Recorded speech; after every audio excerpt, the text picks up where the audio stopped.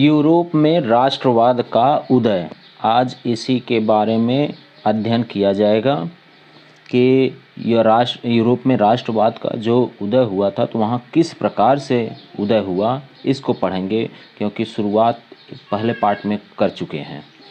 तो यूरोप में राष्ट्रवाद का जो निर्माण हुआ वह 18वीं शताब्दी के मध्य में, 18वीं शताब्दी का मध्य अर्थात वह लगभग 1750 ईस्वी में हो चुका था वहाँ पे। अब किस प्रकार वहाँ पे राष्ट्रवाद का निर्माण हुआ, इसके बारे में अध्ययन करें हम लोग विस्तार पूर्वक। तो यूरोप में उस समय जो एरिया थी यूरोप की, वह अलग अलग हिस्सों में डिवाइड थे, विभिन्न प्रकार के क्षेत्रों में बटी हुई थी। विभिन्न प्रकार के क्षेत्रों का मतलब क्या हो गया कि वह जो ये क्षेत्र था वहाँ पर स्वतंत्र शासक हुआ करते थे।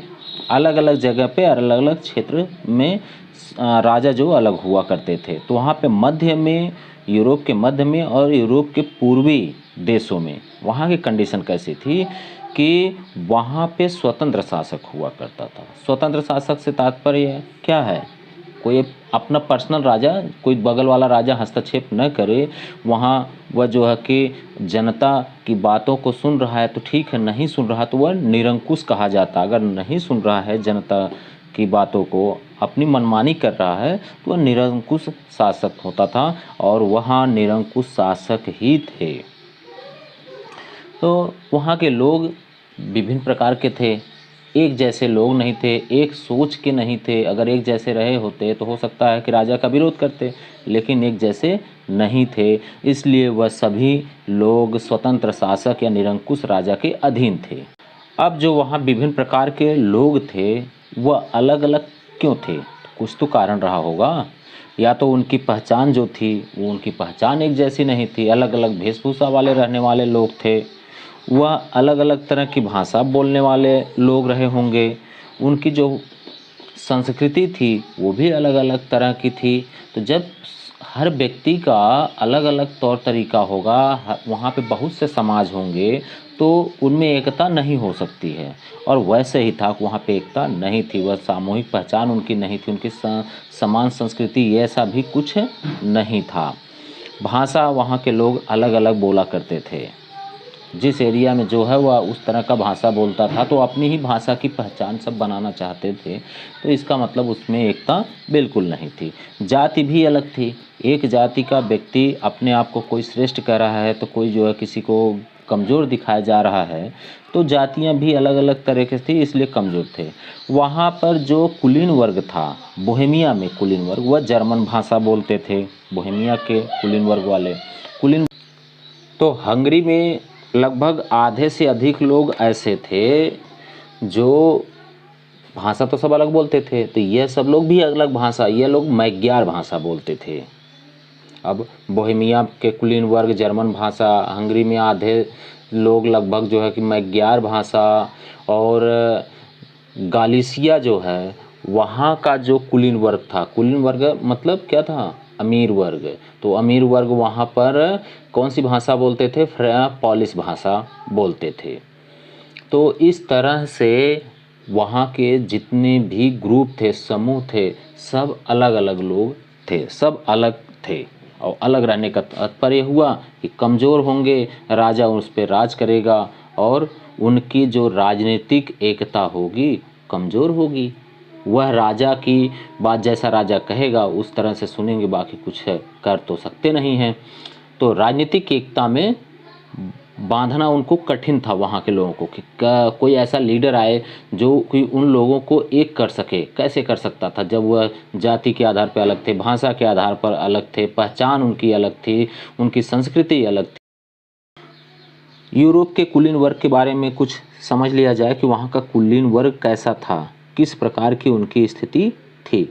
तो कुलीन वर्ग और एक नया वर्ग बन गया था, वह मध्यम वर्ग था, मध्य वर्ग जो कि थे।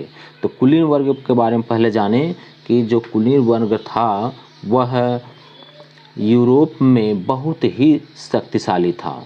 सबसे अधिक शक्तिशाली कुलीन वर्ग होता। कुलीन वर्ग, कुलीन सबसे अधिक नहीं, राजा से तो कमजोरी था, तो राजा के अंडर में ये सब होते थे। तो ये अमीर वर्ग था जिसके पास काफ़ी जो है कि ज़मीन हुआ करती थी और गांव में ज़मीन हुआ करती थी, लेकिन जो शहर था, शहरों में हवेलियाँ बनी हुई थी, उनके अच्छे अच्छे घर जो बने हुए थे शहरों में, तो ये सब बना हुआ था। ऐसा गरीबों के पास बिल्कुल नहीं था। तो ये उनकी पहचान थी, देख रेख में भी उनकी स्थिति अच्छी थी देखने में कि ये कुलीन है, अर्थात जो है कि अमीर लोग हैं। उनकी प्रतिष्ठा बहुत अच्छी थी। किस मामले में? राजनीतिक मामले में उनकी प्रतिष्ठा अलग थी और उनकी भाषा भी अलग हुआ करती थी। तो यह है सामाजिक और राजनीतिक, इन दोनों जगहों पर इनकी प्रतिष्ठा जब अलग अलग थी तो अपनी भाषा का भी अलग पहचान बना के रखते थे, इसलिए कि हम गरीबों से अलग दिखें। और यह सब गरीबों से न मिलने पाए, उनसे जो है कि संपर्क में न रहे, केवल उनके ऊपर तानाशाही दिखाते रहें या उनको अपना गुलाम बनाएं, इसकी वजह से इनके अंदर पर्सनल अपने अंदर साझा हुआ करता था। यह कार्य हो, लेन देन हो, विवाह हो, समझौता है, यह केवल अपने लोगों के बीच में ऐसा करते थे कि ताकि हम सब एक रहें और बाकी लोगों को गुलाम बना के रखें। इनकी भाषा राजनीतिक स्तर पर अलग थी और उच्च वर्ग के लोगों के बीच में यह सब फ्रेंच भाषा बोला करते थे, तो ताकि पहचान इनकी अलग बनी रहे। लेकिन इन कुलीन वर्ग की जो संख्या थी, इनकी जनसंख्या जो थी वह बहुत ही कम थी।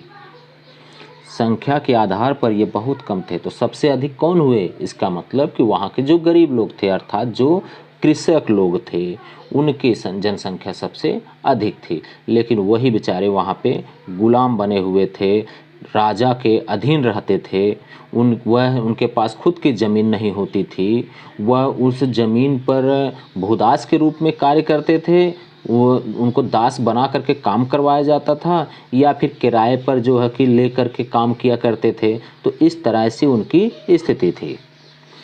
पश्चिमी यूरोप में जो ज़मीन थी, पश्चिमी यूरोप के जो लोग थे वह ज़मीन को ले करके उस पर काम करते थे, जैसे कि किराए पर लेना, या जो वहाँ पे काश्तकार थे वह जो ज़मीन को ले करके काम करते थे, लेकिन उसका बहुत बड़ा भाग उन कुलीन वर्ग को दे दिया जाता था और थोड़ा सा हिस्सा वह अपने पास रखते थे। ऐसी कंडीशन बनी हुई थी। तो पूर्वी और मध्य यूरोप जो ज़मीन थी कृषकों की, वह जागीर के रूप में बटी हुई थी। और जागीर किसकी थी? वहाँ के कुलीन वर्ग की। और वही ज़मीन वहाँ के कृषक लेकर के काम किया करते थे, तो इसलिए वह भूदास उनको कहा जाता था।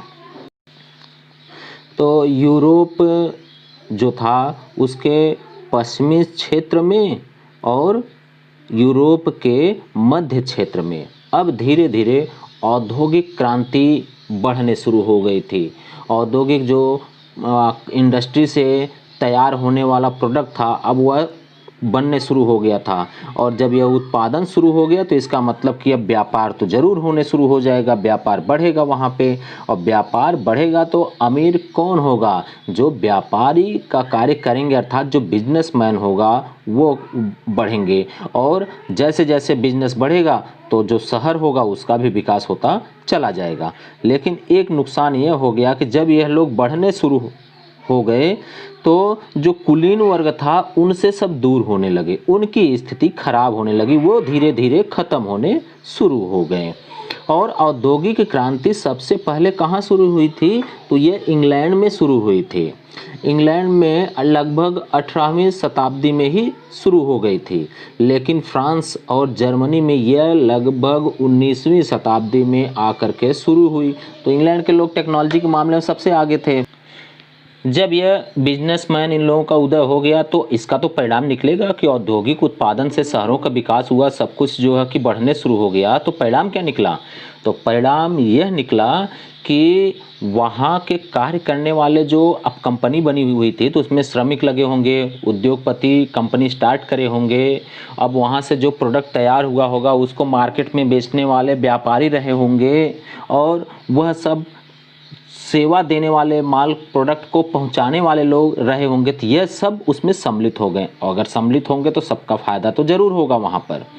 अब धीरे धीरे सब लोगों की जो है कि मजबूती बढ़ने शुरू हो गई थी। तो पहले तो संख्या में बहुत कम थे, लेकिन बाद में इनकी संख्या तेजी से आगे आने शुरू हो गई। और अगर कोई नया वर्ग आगे आ रहा है, यही तो मध्यम वर्ग था, आगे आ रहा है, तो इसका मतलब किसी को नुकसान जरूर होगा। तो नुकसान किसे हुआ था? वहाँ के कुलीन वर्ग को नुकसान हुआ, वह वहाँ समाप्त होने शुरू हो गए थे। अब जब कुलीन वर्ग समाप्त होने लगा तो उसकी तानाशाही भी समाप्त होने शुरू हो गई। उसका